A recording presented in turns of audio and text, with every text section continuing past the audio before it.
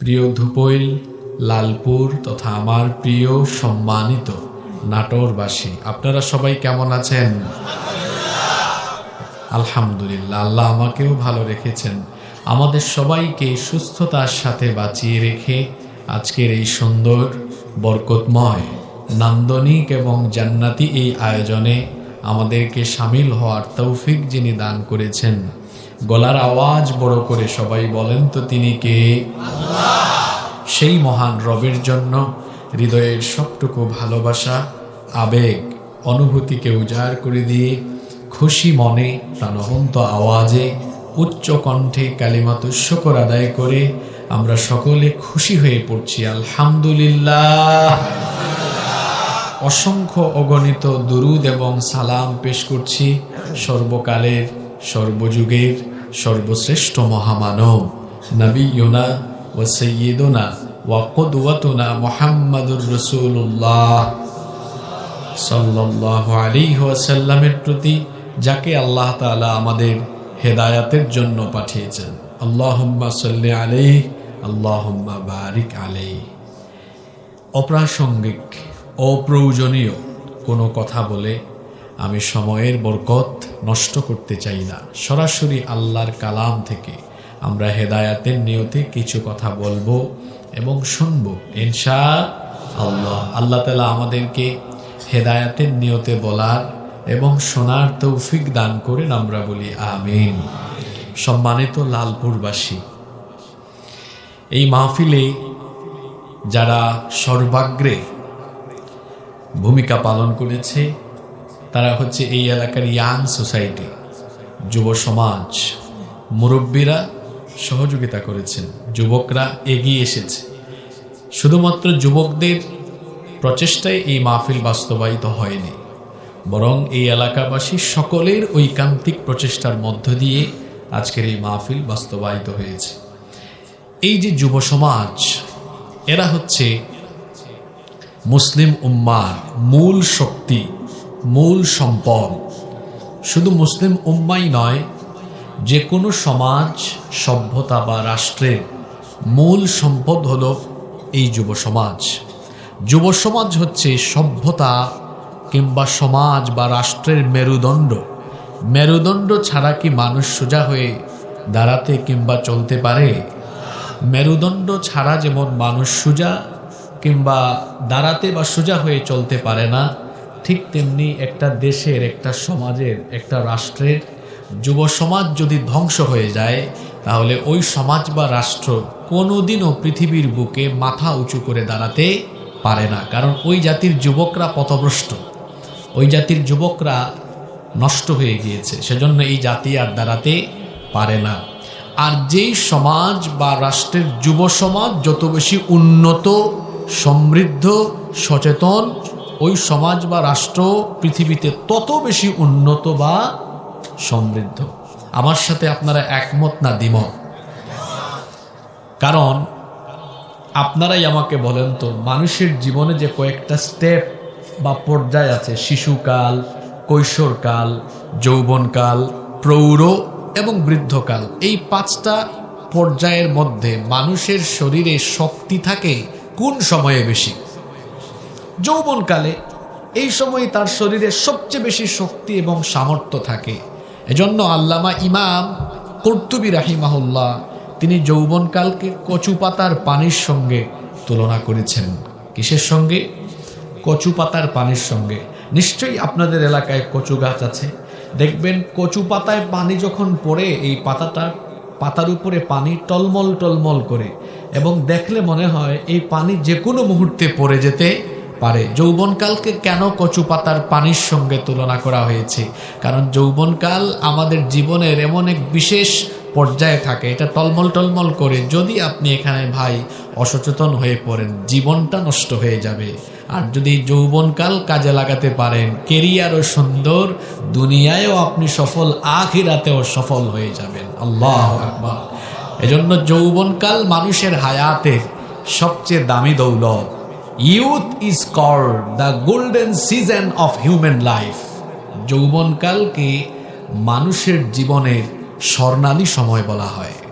আপনি চিন্তা করে দেখুন, পৃথিবীতে যতগুলো বিপ্লব, যতগুলো আন্দোলন সফল হয়েছে, প্রত্যেকটা বিপ্লব বা আন্দোলনে যুব সমাজের সবচেয়ে বেশি ভূমিকা ছিল।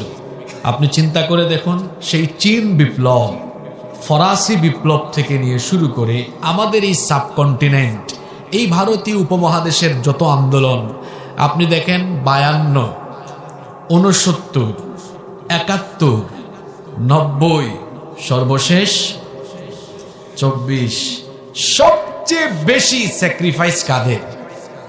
আপনারাই বলেন, সবচেয়ে বেশি স্যাক্রিফাইস কাদের?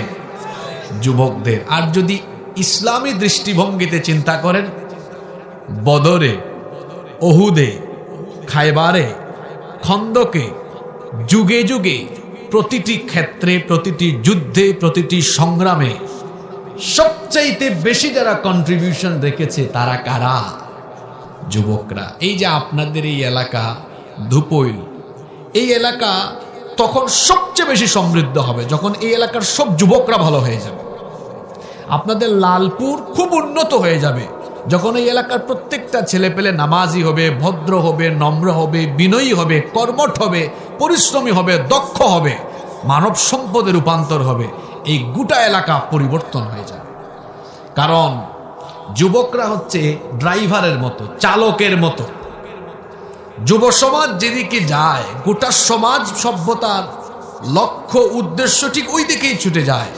এজন্য আমি যুবকদেরকে এইভাবে বলি, যুবকরা হলো তুফানের মতো। বৈশাখ মাসের তুফান যেমন গাছের ডালপালাকে উড়িয়ে নিয়ে যায়, যুবকরা যদি ঐক্যবদ্ধ হতে পারে, যুবকদের এই গণজোয়ার যেদিকে যাবে দেখা যাবে মিথ্যা আর বাতিল শক্তি চূর্ণ বিচূর্ণ হয়ে যায়। যুবকরা হচ্ছে নদীর স্রোতের মতো, নদীর স্রোতের সামনে যা আসে তা যেমন ভেসে যায়, যুবকদের গণজোয়ায় যেদিকে যায় পৃথিবীর যত বড় পরাশক্তি হোক না কেন সেই জোয়ারে তারাও ভেসে যায়। যুবকরা হচ্ছে সভ্যতা বিনির্মাণের মূল কারিগর। আলহামদুলিল্লাহ, আমি খুব খুশি হয়েছি এখানে উপস্থিতিও বেশিরভাগ যুবক দেখা যাচ্ছে। আমার যাকে দাওয়াত করেছেন তিনিও একজন যুবক। আমাদের দেশটাকে এগিয়ে নিয়ে যাওয়ার জন্য দরকারও বেশি। তার মানে আমাদের চাচাদের দরকার নাই? অবশ্যই দরকার আছে। তারা হচ্ছেন আমাদের মুরব্বী, তাদের দিক নির্দেশনা, তাদের অভিজ্ঞতা লব্ধ প্রত্যেকটা কথা আমাদের জন্য প্রেরণা। কিন্তু মূল কাজ করে কারা? আমাদের মুসলিম উম্মার এই যুব সমাজকে নষ্ট করার জন্য, চরিত্রহীন বানানোর জন্য পৃথিবীতে শয়তানি উপাদান, ধ্বংসের উপাদান এখন ছড়িয়ে দেওয়া হয়েছে। জোরে বলেন তো, কম না বেশি? এই যুব সমাজ যেন নষ্ট হয়ে যায়। আজ এই যুব সমাজ তারা যেন মাথা উঁচু করে দাঁড়াতে না পারে। কত রকমের ষড়যন্ত্র চক্রান্ত করে যুব সমাজকে চেপে ধরে রাখা হয়েছে। যুব সমাজ আজ নানা সমস্যায় জর্জরিত। আমি 2 বছর আগে আপনাদের এই মাহফিলে এসেছিলাম, মনে আছে? আমি কিন্তু যে টপিক ধরি ওইটা শেষ পর্যন্ত নিয়ে ছাড়ি, অমনোযোগী হইয়েন না। আজকে এমন কিছু কথা শুনবেন যা সচরাচর সব জায়গায় আপনি শুনেন না, মনোযোগী থাকবেন ইনশাআল্লাহ। যুবকরা এখন নানাবিধ সমস্যায় জর্জরিত।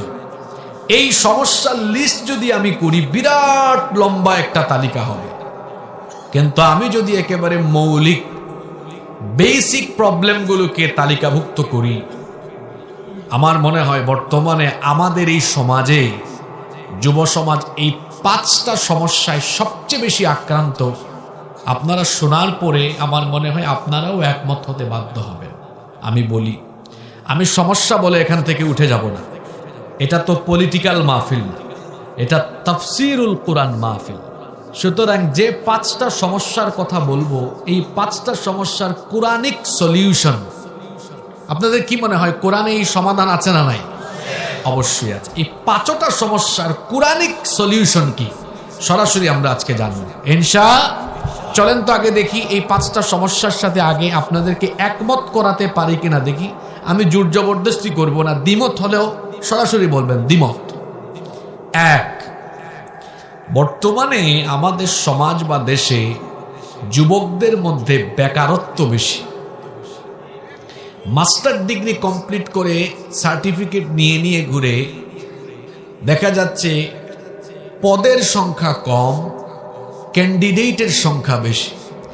যখন কোনো সমাজে বা রাষ্ট্রে বেকারের সংখ্যা বৃদ্ধি পায়, তখন সেই সমাজ বা রাষ্ট্রে অপরাধের পরিমাণও বৃদ্ধি পায়। পকেটে পয়সা নাই, এই ছেলে কি করবে? ও চুরি করে, ডাকাতি করে, ছিনতাই করে, চাঁদাবাজি করে, কিশোর গ্যাংয়ে যুক্ত হয়, নানাবিধ সমাজ বিধ্বংসী, রাষ্ট্র বিধ্বংসী অপরাধে যুক্ত হয়। কখন? বেকার থাকে যখন। বেকারত্ব সমস্যা, দারিদ্রতা। আপনারা দেখবেন আমাদের দেশে 20 থেকে 35 বছর বয়সী বেশিরভাগ তরুণ যুবক বেকার। একমত না দ্বিমত? যারা দ্বিমত কথা বলেন নাই, আপনারা কোন জায়গায় এত যুবককে কাজে লাগাইছেন আমাদেরকে একটু দেখাইয়েন ভাই। 2, আমাদের যুব সমাজ বর্তমানে মোবাইল, ইন্টারনেটের অপব্যবহার এবং অনলাইন কেন্দ্রিক বিভিন্ন গেমস বা জুয়ায় আসক্ত। 3, আমাদের যুব সমাজ বর্তমানে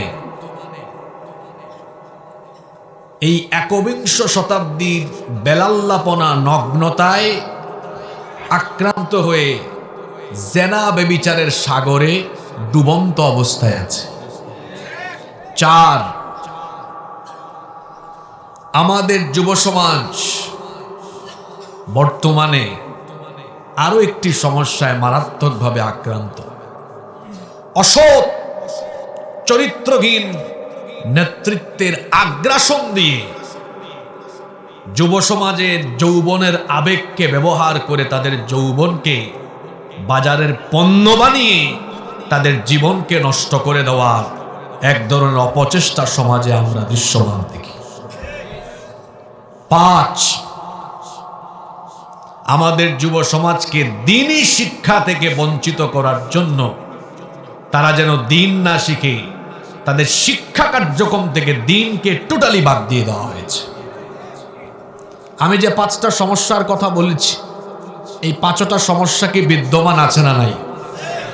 এবার বলেন 5টা সমস্যার সমাধান আল্লাহর কিতাবের ভেতরে আছে না নাই? 1 নম্বরে আজকে টাকা পয়সার ওয়াজ শুরু করছি। কেন জানেন? পেটে ক্ষুধা থাকলে তো নামাজেও খুশু আসে না।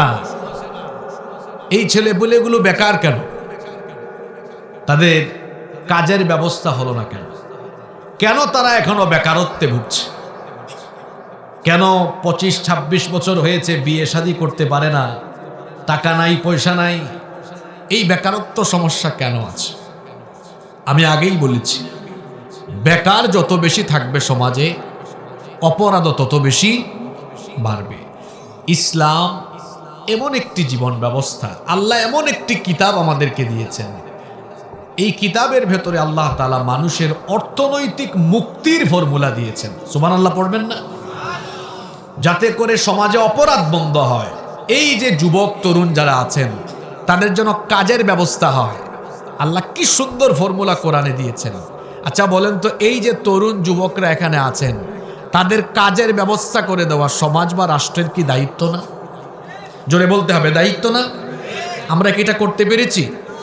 আপনি জাপান, চীনের দিকে তাকিয়ে দেখেন, তাদের জনসংখ্যা আমাদের থেকে অনেক বেশি, আয়তনের তুলনায় তাদের জনসংখ্যা অনেক বেশি, কিন্তু তারা জনসম্পদ, তারা তাদের মানুষদেরকে, জনগণকে, জনসম্পদকে মানব সম্পদে রূপান্তর করতে পেরেছে। কর্মমুখী শিক্ষা, এবং প্রত্যেকেই যেন বেকারত্ব থেকে বের হয়ে মর্যাদাজনক কাজের মাধ্যমে তাদের জীবনকে সচ্ছল স্বনির্ভর করতে পারে, সেই ব্যবস্থা তারা সেখানে করেছে। আমরা করতে পারিনি, এজন্য আমাদের যুবকরা আজকে বেকার। কিন্তু আল্লাহর কোরআনে এমন ফর্মুলা আছে, এটা আপনারা মানলে আপনারা সবাই স্বনির্ভর সচ্ছল হয়ে যাবেন। কোরআনে যে এই ফর্মুলা আছে, আপনাদের বিশ্বাস হয়? ইসলাম এমন কোন সমাজ চায় না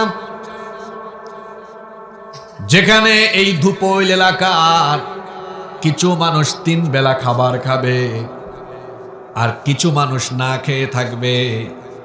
লালপুরের কিছু মানুষের বাড়ি থাকবে, কিছু মানুষ রাস্তায় ঘুমাবে।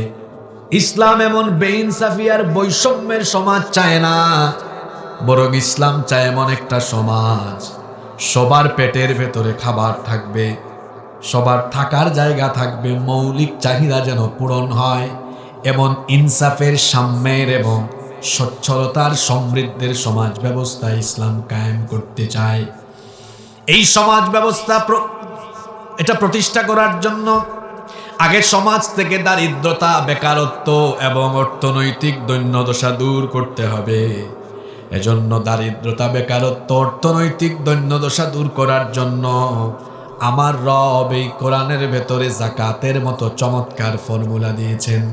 কিন্তু দুঃখের কথা হলো আমাদের দেশের বেশিরভাগ মানুষ এই যাকাতের ফর্মুলা বা কনসেপ্টের কিছুই বুঝে না। দেখা যায় তারা যাকাতের নামে কেউ শাড়ি লুঙ্গি বিতরণ করে, গরিবের সাথে তামাশা করে, কেউ বা আবার 200, 400, 500, 1000 টাকা দিয়ে গরিবের সাথে তামাশা করে। যাকাতের নামে যারা শাড়ি লুঙ্গি বিতরণ করে, যাকাতের নামে যারা গরিবদেরকে 200, 400, 500, 1000 টাকা দেয়, এদের যাকাতই আদায় হয় না। কারণ যাকাত কেন ফরজ করা হয়েছে এটা আগে বোঝা দরকার। যাকাতের বিধান এই কারণে দেওয়া হয়েছে যাতে আপনি যাকাত যাকে দিবেন, যেই ব্যক্তিকে দিবেন, সে যেন আগামীতে আর যাকাত খাওয়ার উপযুক্ত না থাকে। যাকে আপনি দিবেন সে যেন পরের বছর সচ্ছল হয়, স্বনির্ভর হয়ে যায়। কিন্তু আপনি কি তামাশা শুরু করেছেন? এক ব্যক্তিকে আজকে 10 বছর ধরে যাকাত দেন, সে যাকাতের লাইনেই আছে, এখনো বের হতে পারে না। এটা কেমন যাকাত দিলেন? এরকম করে যাকাত হয় না। এই জন্য সমাজ, সভ্যতা বা রাষ্ট্রের সব মানুষ যেন অর্থনৈতিকভাবে সচ্ছল হয়, দারিদ্রতার যেন কবর হয়, বেকারত্ব যেন দূরীভূত হয়, কর্মসংস্থান যেন সৃষ্টি হয়। এজন্য যাকাতের বিধানকে আল্লাহ তাআলা ব্যক্তির সাথে সম্পর্কিত না করে যাকাতের বিধানকে আল্লাহ রাষ্ট্রের সাথে সম্পর্কিত করেছেন। ঘুমাই ঘুমাই শুনিয়েন না। বলেন তো দেখি কথাটা কি বললাম? যাকাতের বিধানটা আল্লাহ ব্যক্তির সাথে সম্পর্কিত করেছেন না রাষ্ট্রের সাথে? আপনি বলবেন হুজুর দলিলটা কোথায়? আমি আয়াত, সূরা নাম্বার, আয়াত নাম্বারও বলি, বাড়ি গিয়ে মিলিয়ে দেখিয়েন। আল্লাহ তাআলা কোরআনে কারীমের 22 নম্বর সূরা, সূরাতুল হজের 41 নম্বর আয়াতে বললেন, আল্লাযীনা ইম্মাক্কান্নাহুম ফিল আরদি আকামুস সালাতা ওয়া আতাউয যাকাতা وأمروا بالمعروف ونهوا عن المنكر ولله عاقبة الأمور। আল্লাহ তাআলা বলছেন, আজ যদি আমি মুমিনদেরকে জনপদ বা রাষ্ট্র পরিচালনার দায়িত্ব দেই, 1 নম্বরে তারা সালাত কায়েম করবে, 2 নম্বরে তারা যাকাত আদায় করবে। এখানে যাকাতটাকে সম্পর্কিত করা হলো রাষ্ট্রের সাথে। কেন? কারণ ব্যক্তি যখন যাকাত দেয় তখন এটার বেনিফিট মানুষ কম পায়, আর যখন রাষ্ট্র আদায় করে রাষ্ট্র দেয় তখন মানুষেরা বেশি সুবিধা পায়। একটু উদাহরণ দিয়ে বুঝাই। একবার আমার দিকে তাকান তো সবাই। এখানে আমরা কয়জন আছি? 3, 4, 5, 6, 7, 8। খেয়াল করেন, প্র্যাকটিক্যালি বুঝাই। এই 8 জন ব্যক্তি আমরা এখানে সামনের সারিতে বসা। যাকাত কি সবার উপরে ফরজ হয়? না। যার কাছে নিসাব পরিমাণ মাল আছে তাদের উপরই যাকাত ফরজ হয়। এই 8 জন, পিছনে আছেন আরো 4-5 জন। মনে করেন এখানে আছে টোটাল 13 জন। 8, 5, 13। এই 13 জনের মধ্যে 8 জনের উপরে যাকাত ফরজ। আমরা এই 8 জনের যাকাতের টাকাটা এখানে রাখলাম, এই যে তাকান, এই টেবিলের উপরে। যুবক ভাইরা অমনোযোগী হইয়েন না, বলছি না এমন কথা শুনবেন যে আগে শুনেন না।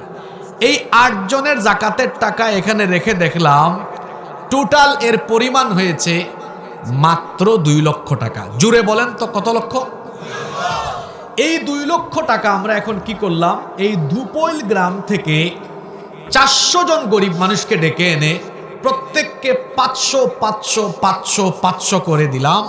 সর্বমোট 500 জন মানুষ, 400 জন মানুষকে আমরা 500 করে দিলাম, তাহলে 2 লক্ষ টাকা। আপনারা আমাকে বলেন, এই যে 2 লক্ষ মানুষকে আমরা এই 2 লক্ষ টাকা আমরা যে 400 জন মানুষকে 500 500 করে দিলাম, তাই বলে কি 400 জন মানুষ ধনী হয়ে গেল?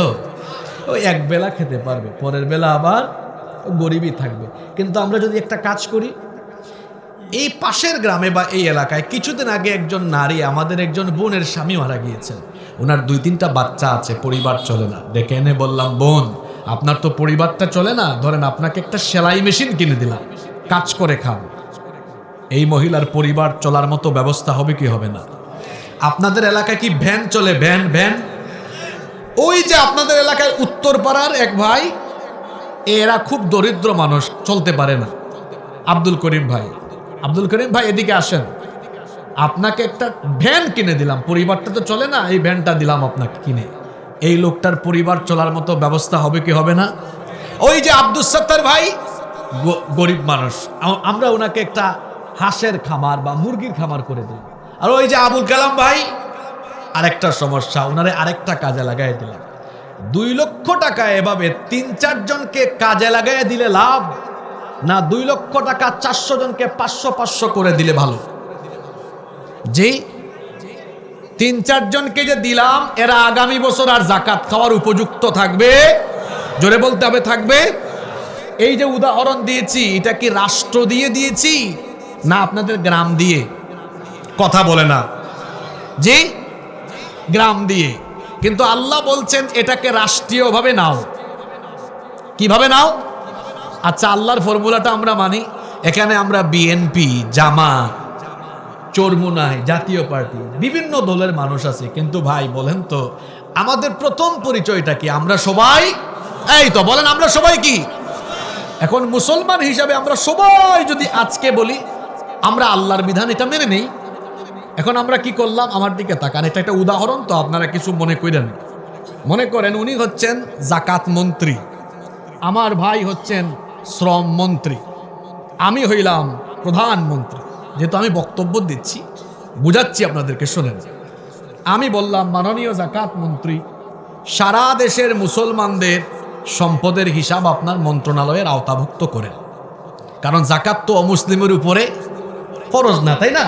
তো উনি কি করলেন? সারা দেশের মুসলমানদের সম্পদের তালিকা মন্ত্রণালয়ের অধীন করলেন। সবার উপর তো জাকাত আসবেও না, যার কাছে নিসাব পরিমাণ মাল আছে।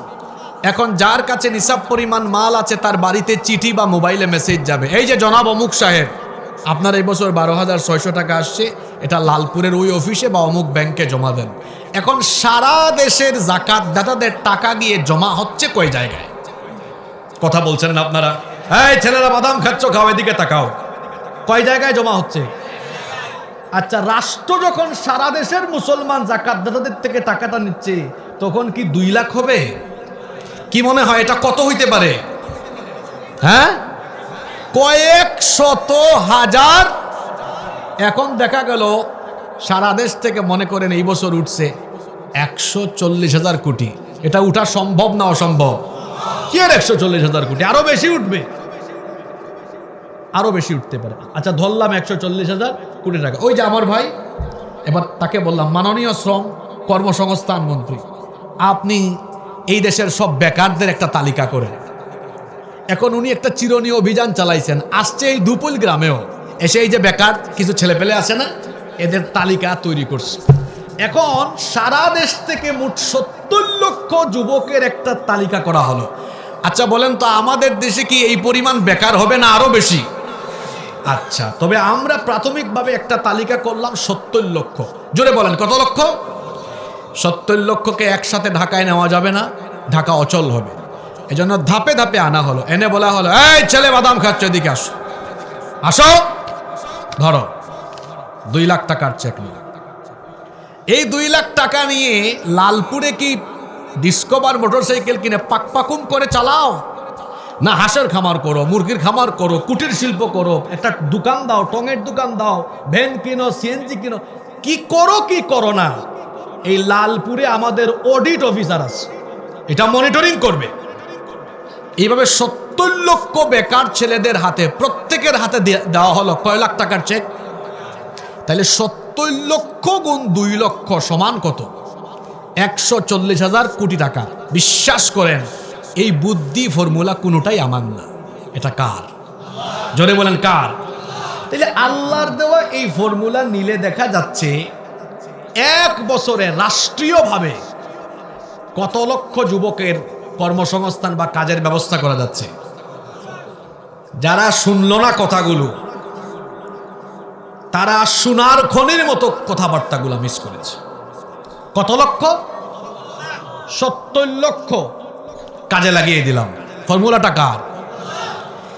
আপনারা এবার বুঝে শুনে বলেন, এই ফর্মুলাটা যদি 5 বছর 7 বছর 10 বা 15 বছর চলমান থাকে, অন্তত 10-15 বছর পরে আর কি কোনো বেকার, দরিদ্র, অসহায়, গরিব কোথাও খুঁজে পাওয়া যাবে? জোরে বলতে হবে, যাবে? একমত? একমত? একমত? আমি আজকে ফজরের নামাজের পরে বাসা থেকে বের হয়েছি, চট্টগ্রাম থেকে লম্বা সফর করেছি, গাড়ি দিয়ে এসেছি টোটাল। কত জায়গায় আমি কত রকম কথা শুনেছি। কি শুনছি? আমরা সুযোগ পেলে ক্ষুধা মুক্ত, দারিদ্রতা মুক্ত দেশ বানিয়ে দিব। ওগো আমরা দেখেছি গো, 5 বছর আপনি কি করেন দেখে ফেলেছি আমরা। সুযোগ পাইলে আপনি নিজের ক্ষুধা মিটাতে পারেন না, আমাদের ক্ষুধা কখন মিটাবে? আসেন আমরা যারা বিএনপি, জামাত, চরমুনাই, হেফাজত, জাতীয় পার্টি যে যে দল করি, এটা আমাদের পরিচয়। আমাদের প্রথম পরিচয় আমরা মুসলমান। আসেন মুসলমান হিসাবে আল্লাহর দেওয়া এই যাকাতের ফর্মুলা, কুরআনিক ফর্মুলা যদি গ্রহণ করি, এই সমস্যার সমাধান হবে। আমি আল্লাহর কালাম হাতে নিয়ে বললাম, চ্যালেঞ্জ করছি, যদি আপনারা সারা দেশের মুসলমানরা, সারা দেশের মানুষ এই ফর্মুলা মেনে নেন, দেশ স্বাধীন হয়েছে 56 বছর, গরিব থেকে গেছে, এখনো দারিদ্রতা থেকে গিয়েছে, বেকারত্ব রয়ে গিয়েছে। একবার শুধু এই ফর্মুলা মেনে নেন, 10 বছরে বাংলাদেশ বদলে যাবে, বেকারত্বের কবর হয়ে যাবে, দারিদ্রতা থাকবে না। দল মত বাদ দিয়ে এবার একটু নিরপেক্ষ মগজ নিয়ে বলেন তো, আমার সাথে একমত না দ্বিমত আপনারা? আমি আগেই বলেছি, কোরআনের মাহফিলগুলোকে মাহফিলের মতো রাখা উচিত। এখানে দলীয় দৃষ্টিভঙ্গি নিয়ে কথা বলাও উচিত নয়, দলীয় দৃষ্টিভঙ্গি নিয়ে কথা শোনাও উচিত নয়। এখানে আপনি কথা শুনবেন, বলবেন হেদায়েতের নিয়তে, শুনবেনও হেদায়েতের। এখন আপনারা আমাকে বলেন, আমি যে প্রথম সমস্যার কথা বললাম, দারিদ্রতা, বেকারত্ব, যুবক ভাইরা বলেন, এই দারিদ্রতা বেকারত্ব নিরসনের জন্য, কর্মসংস্থানের জন্য, এই যে এত শত শত বছর ধরে মানুষ বিভিন্ন ফর্মুলা দেয়, সুদ ভিত্তিক অর্থনৈতিক ফর্মুলা, এটা ভালো না আল্লাহর দেওয়া ফর্মুলা ভালো? জোরে বলতে হবে, কার দেওয়া ফর্মুলা ভালো? আরো জোরে কার? তাহলে পৃথিবীর সুদ ভিত্তিক অর্থ ব্যবস্থার প্রবর্তকদের তৈরি সেই অর্থ ব্যবস্থা কিংবা সেই কানুনকে লাথি দিয়ে ডাস্টবিনে ফেলে দেন, আল্লাহর দেওয়া তরিকাকে গ্রহণ করে নেন, মুক্তি পাবেন। নইলে গরিবের জাত গরিবই থাকবে। এখন আসেন, কোরআন থেকে তো আয়াত বললাম, বাস্তব উদাহরণও দিলাম। এবার একটু আরেকটু বলি যে পৃথিবীতে এই জামানা এরকম যাকাত রাষ্ট্র আদায় করে রাষ্ট্র দিলে এরকম সুফল পাওয়া যায়, এই রকম কি পৃথিবীতে কখনো এই চিত্র দেখা দিয়েছিল? যারা বলছে না, তাদের পড়ালেখার অভাব আছে, এদের পড়ালেখা করতে হবে। এখানে আলেমরা বসে আছেন, আলেমদেরকে জিজ্ঞেস করেন, এই সিস্টেমটা রাসূল চালু করে গেলেন, খোলাফায়ে রাশেদার আমল গেল, একজন খলিফার নাম বলছি ওমর ইবনে আব্দুল আজিজ রহমতুল্লাহি আলাইহির জামানায় এসে দেখা গেল, রসুলের জামানা থেকে শুরু হলো, আর উনার জামানায় এসে দেখা গেল মানুষ যাকাতের টাকা নিয়ে রাস্তায় রাস্তায় ঘুরে, যাকাত খাওয়ার কোনো মানুষই পাওয়া। এজন্য বলছে, যারা না বলছে পড়ালেখার অভাব, একটু পড়ালেখা করবেন। এখন আপনারা বলবেন, আরেক প্রশ্ন মাথায় আসছে, আমি জানি যে কেউ যদি 15-20 বছর পরে যাকাত খাওয়ার না থাকে, তা আমরা দিব কাকে? টেনশন করেন না, এখানে 8টা খাত দেওয়া হয়েছে। কয়টা খাত? কোরআনে যাকাতের কয়টা খাত? প্রয়োজনে বিদেশ পাঠাবো, যেখানে গরিব আছে অথবা আরো আছে না, ইন্নামাস সাদাকাতু লিল ফুকারাই ওয়াল মাসাকিনি ওয়াল আমিলিনা আলাইহা ওয়াল মুআল্লাফাতি কুলুব ওয়া ফির রিকাব ওয়াল গারিমিনা, আছে না ইলা আখির আয়া 8টা খাত, যে কোনো খাতে আমরা দিব, কোনো অসুবিধা নাই। কিন্তু এই ফর্মুলা মানলে বেকারত্ব আর থাকবে। এত বেকার কেন আমার দেশে? বেকারত্ব দূর করতে পারেন না, এই ফর্মুলা নেন, দূর হয়ে যাবে ইনশাআল্লাহ। নাম্বার 2 নাম্বার কি বলেছিলাম? আমাদের যুব সমাজ এখন মোবাইল আর তথ্য প্রযুক্তির ফিতনায় আক্রান্ত। আপনারা মিলিয়ে দেখবেন, যারা স্কুলে পড়ে, কলেজে পড়ে, ইউনিভার্সিটিতে পড়ে, এমনকি গ্রামে গঞ্জে যে সকল কিশোর তরুণ যুবক আছে, বেশিরভাগকেই দেখবেন মোবাইলের অপব্যবহারে আক্রান্ত, তথ্য প্রযুক্তির অপব্যবহার করছে। ছোট ছোট ছেলে মেয়েরা স্কুলে পড়ে, কলেজে পড়ে, কি আশ্চর্য অবস্থায় এদের টিকটক অ্যাকাউন্ট আছে। এরা দেখা যায় অনলাইন বিভিন্ন গেমসে এমন মাত্রায় আসক্ত, এখানে বহু প্যারেন্টস, বহু বাবা মা আছেন, তারা এটা জানেন তাদের সন্তানরা কি পরিমাণ মোবাইল গেমসে আক্রান্ত। আগে তো মানুষ গ্রামে গঞ্জে বাঁশ জারের চিপায় চাপায় জুয়া খেলতো, এখন অনলাইনে কিশোর তরুণ যুবকেরা জুয়া খেলে, ঠিক না বেঠি? অনেক অনলাইন জুয়া এখন চালু হয়ে গিয়েছে, অনলাইনে জুয়া খেলছে। শুধু কি তাই? এখানে তো বিষয়টা শেষ নয়। এই যুবক তরুণ কিশোর ছেলেরা মোবাইলে এত মাত্রায় আক্রান্ত হয়েছে, আসক্ত হয়েছে, রাত 3টা 4টা পর্যন্ত মোবাইলেই পড়ে থাকে। আমার সাথে আপনারা একমত না দ্বিমত? এই যে দেখেন আমার ডানে বামে কিছু চাচারা এখানে বসে আছেন, চেহারাগুলো দেখেন, 70-80 বছর হয়েছে, চেহারা কত নাদুস নুদুস এখনো। কারণ তারা যখন আমাদের বয়সে ছিলেন, তাদের জামানায় মোবাইল ছিল না, ওয়াইফাই ছিল না, ইন্টারনেট ছিল না, টেলিভিশন ছিল না। এই জন্য সন্ধ্যার পরে বড়জোর রাত 8টা 9টা এর বেশি জেগে থাকার মতো কোনো কাজ বা উপাদান তাদের হাতে ছিল। তাড়াতাড়ি ঘুমাতেন, সকালে আবার তাড়াতাড়ি উঠতেন, এজন্য শরীর স্বাস্থ্য ভালো, কারণ ঘুমের অভ্যাস, খাদ্যাভ্যাস ঠিক আছে। কিন্তু এখন আমাদের হাতে মোবাইল আছে, ওয়াইফাই আছে, ইন্টারনেট আছে, এজন্য রাত 3টা 4টা পর্যন্ত এত পরিমাণ আসক্ত থাকে। বেশিরভাগ যুবক আর তরুণ রাত 3টা 4টা পর্যন্ত মোবাইলে এখন তাহাজ্জুদ পড়ে, মোবাইলে তাহাজ্জুদ পড়ে। এক একটা চেহারা দেখছেন, গাল ভেঙে, এই যে গালের 2 পাশে মাংস আছে, এটা একেবারে হাড্ডির চিপার ভিতরে ঢুকে গেছে এমনে। এই তোমার এই অবস্থা হয়েছে কেন? তুমি যুবক মানুষ, এই অবস্থা হয়েছে কেন? কারণ তুমি রাত 3টা 4টা পর্যন্ত মোবাইল, ইন্টারনেট, অনলাইন জুয়া, অনলাইন গেমস আর গুগলে গিয়ে আজে বাজে সাইডে পড়ে থেকে জেনা ব্যভিচারের সাগরে ডুব দিয়ে তুমি তোমার জীবনের শ্রেষ্ঠ সম্পদ তারুণ্য আর যৌবনকে ব্যভিচারের সাগরে ডুব দিয়ে নষ্ট করে ফেলেছ। আপনারা একমত না দ্বিমত? এ সকালবেলা হাটে কেমনে দেখছেন? সকালে তো উঠতেও পারে না, ঘুম থেকে 11টায় উঠে হাটে, এমন ভাবে মনে হয় এখনই পড়ে যাবে। তুমি বিয়ের আগে তোমার ব্যাটারি ফিউজ হয়েছে কেন? তোমার বউও তো টিকবে না। এখানে যত কিশোর তরুণ যুবক ভাইয়েরা আছেন, আমি আমার ভাইদেরকে আদর করে বুঝায় যাই, যদি এই মোবাইল আর ইন্টারনেট থেকে নিজেকে বাঁচিয়ে রাখতে পারে, ব্যবহার করতে নিষেধ করছি না, অপব্যবহার করতে নিষেধ করছি, যদি শুধু এটা থেকে নিজেকে সেভ করে ফেলতে পারেন, ক্যারিয়ার সুন্দর হয়ে যাবে, জীবনটা উন্নত হয়ে যাবে। আর আপনি কি ভাবছেন রাতের বেলা যে আপনি ঘরের লাইট বন্ধ করে দরজা লাগিয়ে আজে বাজে ভিডিও দেখেন, আপনি যে গার্লফ্রেন্ডের সাথে কথা বলেন, আপনি ভাবছেন কেউ শুনে না, আব্বু আম্মু ঘুমায়, কেউ দেখেও না, কেমন করে এটা ভাবলেন? হয়তো বাবা মা কিংবা বাড়ির কেউ জানে না, কেউ দেখে না, কিন্তু একজন তো দেখছেন। জোরে বলেন তিনি কে?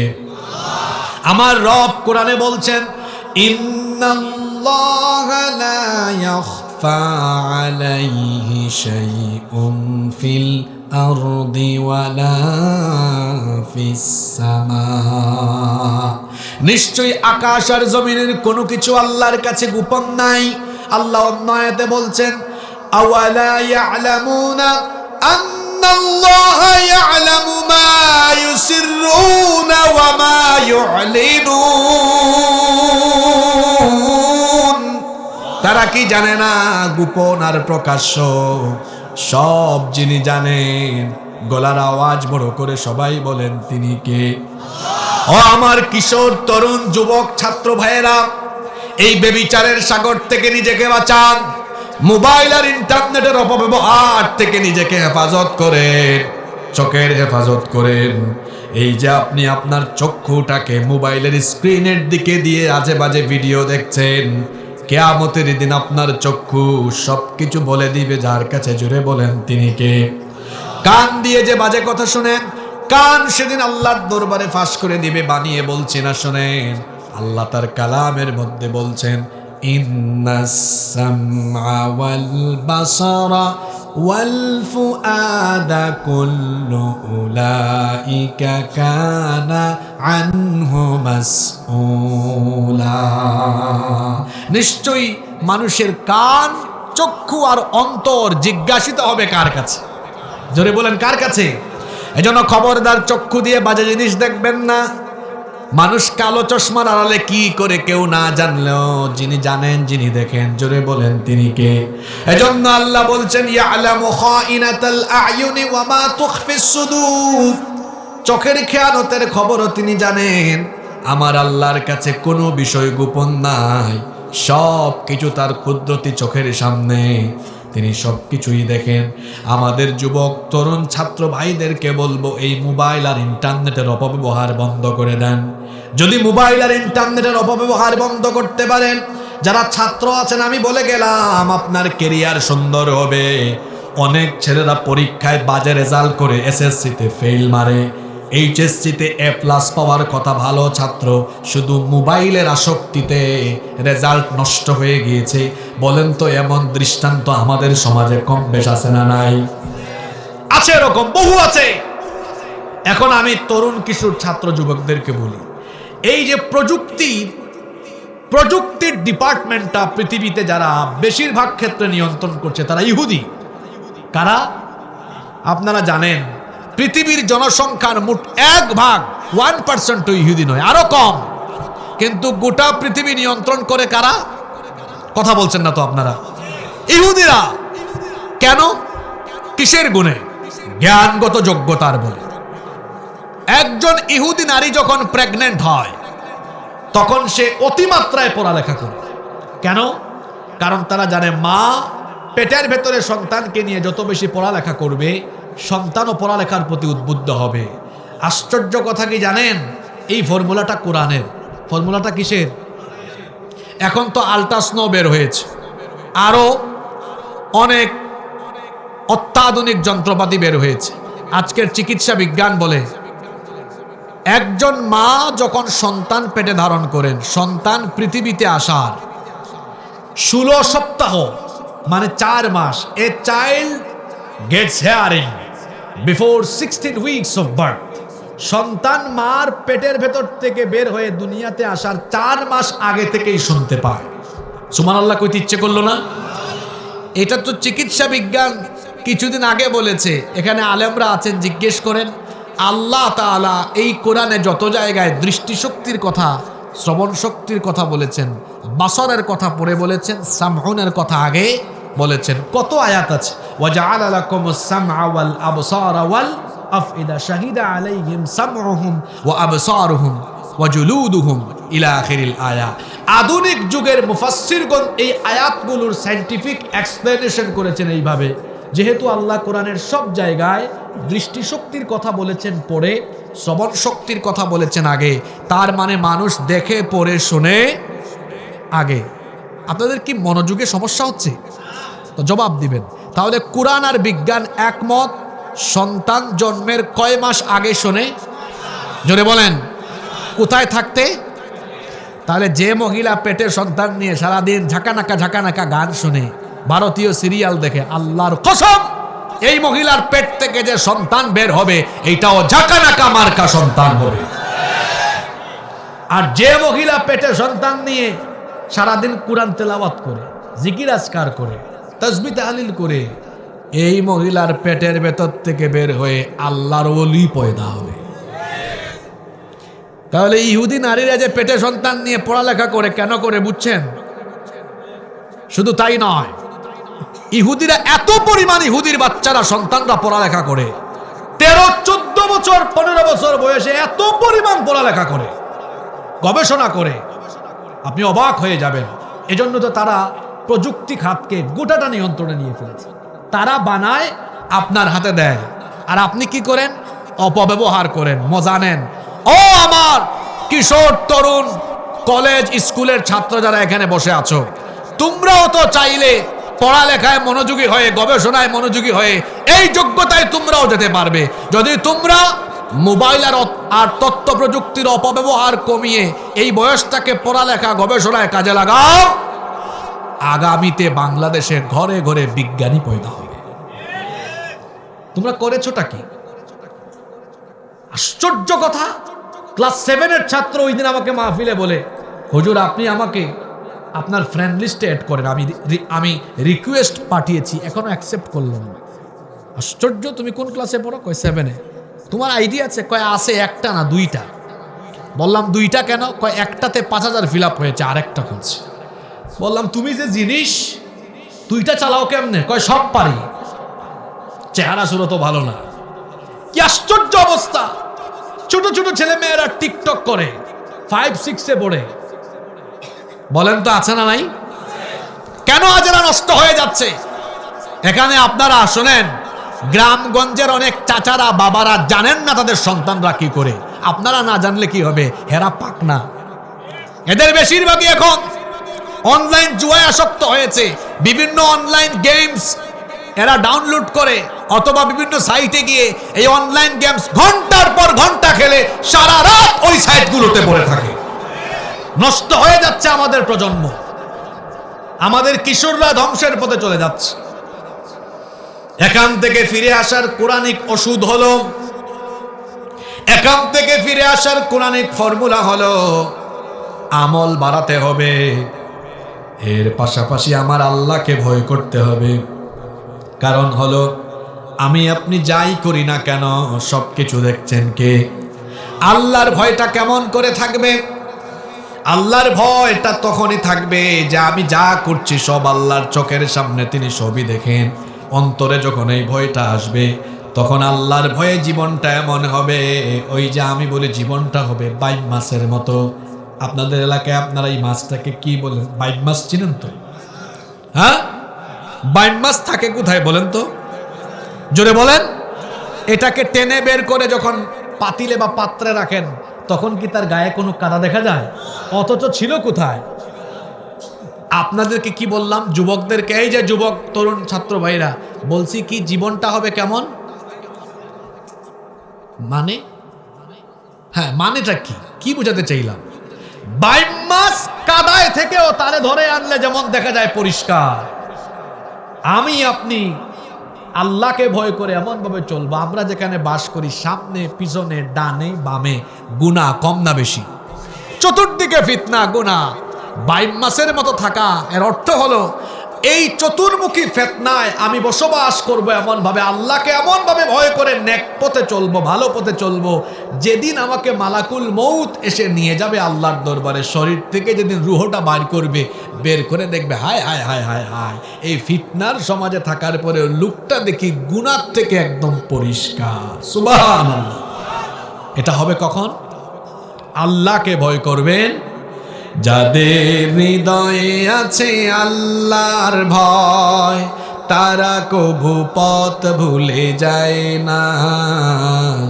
আল্লাহর প্রেম ছাড়াই দুনিয়ায় কারো কাছে কোনো কিছু চায় না, কারো কাছে কোনো কিছু চায় না। ভেতরে থাকতে হবে কার ভয়? এরপরে আসুন 3 নাম্বার, যুবকেরা এখন অসৎ নেতৃত্বের জাতাকলে পিষ্ট। এখানে যত যুবক তরুণ এবং সবাইকে আমি বলছি, ভালো করে শোনেন। আমরা তো কথায় কথায় এটা সবাই বলি, সৎ সঙ্গে স্বর্গবাস, অসৎ সঙ্গে। এক লোক আতরের দোকানে ঢুকেছিল, আতর কিনে নাই, কিন্তু 10 মিনিট আতরের দোকানে থাকলে গায়ে আতরের গন্ধ হবে কি হবে না? আরেক লোক বিড়ি খায় না, সিগারেট খায় না, ওই রাস্তায় এক বিড়ি ঘুর তারে জড়ায় ধরছে, সাথে কিসের গন্ধ? লোকটা তো বিড়ি খায় না, কিন্তু বিড়ি ঘুর তারে জড়ায়া ধরেছে। কি বোঝাতে চাইলাম? আতরের সাথে থাকলে যেমন আতরের গন্ধ, ভালো মানুষের সাথে থাকলে ঠিক তেমনি ভালো মানুষের প্রভাব আপনার উপরে এসে পড়ে। বিড়ির সাথে চললে যেমন বিড়ির গন্ধ, ঠিক তেমনি অসৎ চরিত্রের মানুষদের সাথে চলাফেরা করলে তাদের আজে বাজে কাজের প্রভাব এসে আপনার উপরে পড়ে। ঠিক না বেঠিক? আমি আমার যুবক তরুণ ছাত্র ভাই এবং চাচারা যারা আছেন সবাইকেই বলবো, আল্লাহর নবী বলেছেন, মুমিন ছাড়া, নেককার মানুষ ছাড়া অন্য কেউ যেন তোমার বন্ধু না হয়। কারণ বন্ধুত্ব এমন এক জিনিস, কিংবা অসৎ নেতৃত্বের অনুসরণ এটা এমন এক জিনিস, এটা আপনাকে ধীরে ধীরে ধীরে ধীরে আপনাকে খারাপ পথে, খারাপ দিকে প্রভাবিত করে ফেলতে পারে। আমার দেশের অনেক কিশোর তরুণ যুবক ছাত্ররা আবেগে গা ভাসিয়ে তারা তাদের যৌবন আর তারুণ্যের এই শক্তি বিভিন্ন ভাবে তারা নষ্ট করছে। বেশি না 500-1000 টাকা কিংবা অনেক সময় পদ পদবীর লোভে তারা দেখা যায় অনেকের সামনে পিছনে চামচামি করে করে যৌবনটা কাটিয়ে দিচ্ছে। লজ্জা করে না তোমার? ইউ হ্যাভ টু পার্সোনালিটি, তোমার ব্যক্তিত্ব থাকা দরকার। বি এ প্রেস্টিজিয়াস পারসন, ব্যক্তিত্ববান হও। কিসের টাকা পয়সা? আমাকে তো আব্বা ডাকলো, তার সামনে পিছনে চামচামি করাইতে পারবে না। তো তুমি যে সামনে পিছনে মোটরসাইকেল শুডাউন করো, চামচামি করো, তোমার লজ্জা করে না? এই বয়সটা তো চামচামির বয়স ছিল না। এই যে আমি কথা বলছি, ঘাম বেরোচ্ছে, আমার শরীরের ঘাম, আমাদের তারুণ্য, যৌবন, ঘাম, রক্ত, এটা কারো চামচামির জন্য দেওয়া হয় নাই, বরং এখানে যারাই বসে আছেন প্রত্যেকের ঘাম, রক্ত, জীবন, তারুণ্য দেওয়া হয়েছে আল্লাহর জমিনে আল্লাহর কোরআনের রাজ কায়েমের জন্য। এরপরেও আপনি বুঝেন না কথাগুলো? কোথায় যাচ্ছেন? কোন দিকে দৌড়াচ্ছেন? যুবকদেরকে অনুরোধ করছি, উল্টা পাল্টা জায়গায় দৌড়াদৌড়ি করো না। এই সময়টাকে, এই বয়সটাকে কাজে লাগাও। লেখাপড়ায়, পড়ালেখায়, জ্ঞান গবেষণায়, চরিত্র গঠনে মনোযোগী হয়ে যাও। যদি অসৎ নেতৃত্বের অনুসরণ করো, কিয়ামতের দিন এই যে 2টা হাত আমার দিকে তাকান, 2টা হাত কামড়ায়া কামড়ায়া আফসোস করা লাগবে। এটা আমার কথা নয়, রব্বুল আলামিন কোরআনে কারীমের 25 নম্বর সূরা সূরাতুল ফুরকানের 27 নম্বর আয়াত থেকে বলছেন, খেয়াল করে শুনেন, ওয়া ইয়াউমা ইয়া'আদ্দু যালিমু আলা ইয়াদাইহি ইয়াকুলু ইয়া লাইতানি তাখাযতু মা'আর রাসূলি সাবিলা। আল্লাহ তাআলা বলছেন, সেই দিন অপরাধী লোকেরা অসৎ নেতৃত্বের অনুসরণের কারণে 2টা হাত কামড়ায়া কামড়ায়া আফসোস করে বলবে, ইয়া লাইতানি ইত্তাখাযতু মা'আর রাসূলি সাবিলা। হায় আফসোস, আমি যদি রাসূলের পথ অনুসরণ করতাম, আমি যদি রাসূলের আদর্শের পথে, নববী তরিকায়, নববী আদর্শে চলতাম, তাহলে আজ আমার এই পরিণতি হতো না। কথাটা তো এখানে শেষ না, এরপরে তারা আরো বলবে। আল্লাহ পরের আয়াতে বলছেন, এরা আফসোস করে এভাবে বলবে, ইয়া ওয়াইলাতা লাইতানি লাম আত্তাখিয ফুলানান খলিলা। হায় আফসোস, লাম আত্তাখিয ফুলানান খলিলা, অমুককে যদি আমি আমার নেতা না মানতাম, অমুকের কথা যদি না মানতাম, অমুকের সাথে যদি না চলতাম, আজ আমাকে এই জাহান্নামে এসে 2 হাত কামড়ায়া কামড়ায়া আফসোস করা লাগতো না। কথা কি ঢুকে? বোঝা যায়? এই পরিষ্কার কথা শোনার পরে, বুঝার পরেও যারা এই রকম কাজে লিপ্ত থাকবে, আমি মনে করব তার মাথায় শয়তান পেশাব করে দিয়েছে। এত সহজ কথা বুঝেন না কেন? সূরা নাম্বার, আয়াত নাম্বার সহ বলি, তাও আপনার বুঝ আসে না। অসৎ নেতৃত্ব মানে হলো যারা মানুষকে বিপদগামী করে, যারা মানুষকে ভুল পথে, যারা মানুষকে বিভ্রান্তির পথে, জাহান্নামের পথে ধাবিত করে, তাদের অনুসরণ যারা করবে, আল্লাহ বলছেন দুই হাত কামড়ায়া কামড়ায়া কিয়ামতের দিন আফসোস করতে থাকবে। এখানে শেষ নয়, কিয়ামতের দিন এই সকল ভণ্ড নেতা আর কর্মীদের যখন জাহান্নামে সাক্ষাৎ হবে, সাক্ষাৎ হওয়ার পরে কর্মীরা তাদের নেতাদেরকে আটকায়া তারা কি বলবে শুনেন। এই যে আমি আয়াতটা একেবারে বেরো করে ফেলেছি, কোরআনে কারীমের 14 নম্বর সূরা, সূরা ইব্রাহিমের 21 নম্বর আয়াত। এটা আল্লাহ বলছেন, ফাকালা দুআফাউ লিল্লাযীনা ইসতাকবারু ইন্না কুন্না লাকুম তাবান ফাহাল আনতুম মুগনুনা আন্না মিন আযাবিল্লাহি মিন শাই। আমি একেবারে শব্দে শব্দে অনুবাদ করি। ভণ্ড গুমরা পথভ্রষ্ট জাহান্নামী কর্মীরা জাহান্নামী নেতাদেরকে আটকায় বলবে, শুনেন, ইন্না কুন্না, নিশ্চয়ই আমরা ছিলাম, লাকুম তাবান, আপনাদের অনুসারী, ফাহাল আনতুম মুগনুনা আন্না মিন আযাবিল্লাহি মিন শাই, আজকে আল্লাহর আযাব থেকে আমাদেরকে বাঁচানোর জন্য আপনারা কি কিছু করতে পারবেন? দুনিয়ায় তো বহুত কিছু করেছে, আমরা আটকালে বলেছেন এটা আমার, কিছু বলি আর না, ছাড়েন ছাড়েন, হেল্প পাইছি আপনাদের, আজকে কিছু করেন। ফাহাল আনতুম মুগনুনা আন্না মিন আযাবিল্লাহি মিন শাই। তখন তারা বলবে, হ্যাঁ বেটা তো লাফালাফি করো না। নেতারা তখন তাদের কর্মীদেরকে বলবে, ক্বালু লাউ হাদানাল্লাহু লাহাদাইনাকুম, লাউ হাদানাল্লাহ, যদি আল্লাহ আমাদেরকে হেদায়েত দিতেন, লাহাদাইনাকুম, আমরা তোমাদেরকে হেদায়েত দিতাম।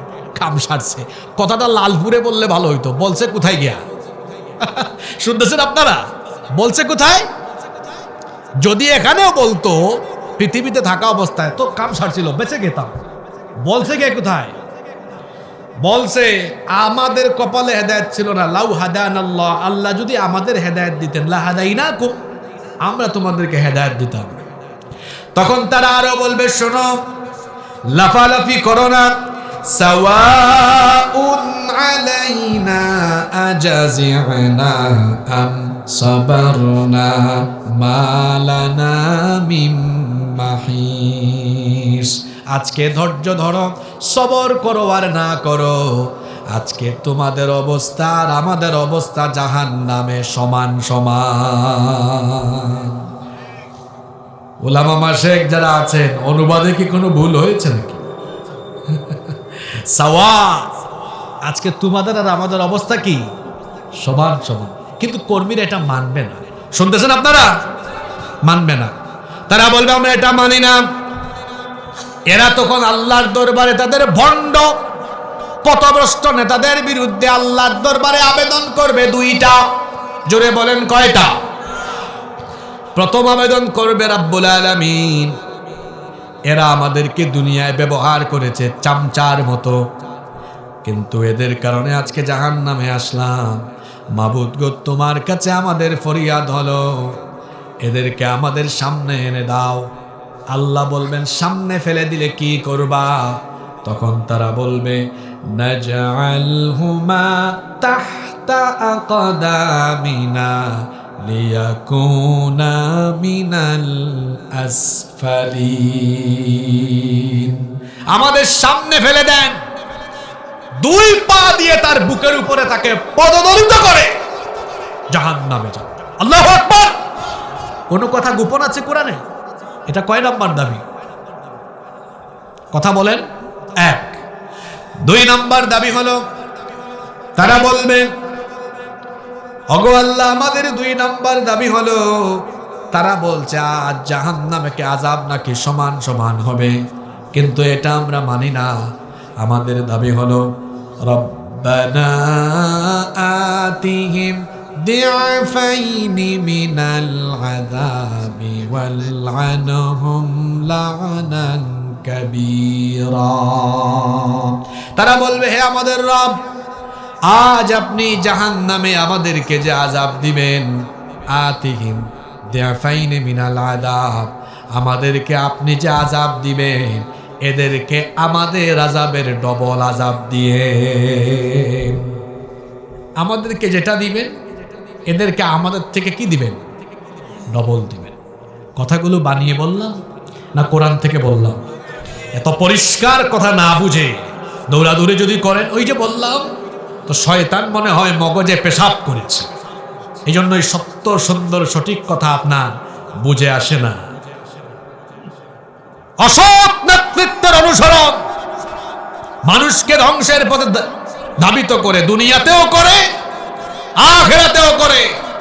এজন্য আমি বলেছি যুব সমাজের কথা, যুবক ভাইয়েরা চামচামিতে লিপ্ত হয়েন না, ব্যক্তিত্ববোধ বাড়ান, আত্মসম্মান বাড়ান, পড়ালেখা জ্ঞান গবেষণায় অধ্যয়নে এগিয়ে যান, নিজেকে এমন যোগ্যতায় নিয়ে যান যাতে মানুষ আপনার পেছনে লাইন ধরে। নাম্বার 4, যুব সমাজ 4 নাম্বার আরেকটা যে সমস্যায় আজকে আক্রান্ত, সেটা হচ্ছে জিনা ব্যভিচার। এমন ভাবে বেড়ে গিয়েছে, জিনা ব্যভিচার মারাত্মক আকার ধারণ করেছে। অথচ আল্লাহ কোরআনে বলেছেন ওয়ালা তাকরাবুজ জিনা, জিনার নিকটবর্তীও হয় না। আজকে আমার যুবক তরুণ ভাইয়েরা স্কুলে কলেজে পড়ে বিবাহ বহির্ভূত হারাম রিলেশনে সম্পৃক্ত হয়ে পড়েছে। মনে রাখবেন, টাকা পয়সার ফিতনা আর নারীর ফিতনা, এই 2টা ফিতনা মানুষের জীবনকে নষ্ট করে ফেলে। আর এই 2 জায়গায় যারা নিজেকে কন্ট্রোল করতে পারে, দুনিয়াতেও সম্মানিত হয়, আখিরাতেও নাজাত পেয়ে যায়। এই 2 জায়গায় লোভ সামলাতে পারা, এটা চ্যালেঞ্জের ব্যাপার। টাকা অনেক সময় সামনে থাকলে মানুষ লোভ সামলাতে পারে না, সুন্দরী মেয়ে চোখের সামনে থাকলে লোভ সামলাতে পারে না। চরিত্র হলো মানুষের জীবনের সবচেয়ে বড় সম্পদ, এটা যদি নষ্ট হয়ে যায় তো সবকিছুই নষ্ট হয়ে যায়।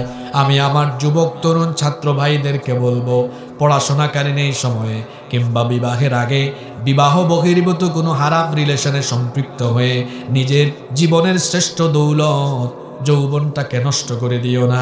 চরিত্রটাকে গঠন করতে হবে সাইয়েদনা ইউসুফ আলাইহিস সালামের মতো।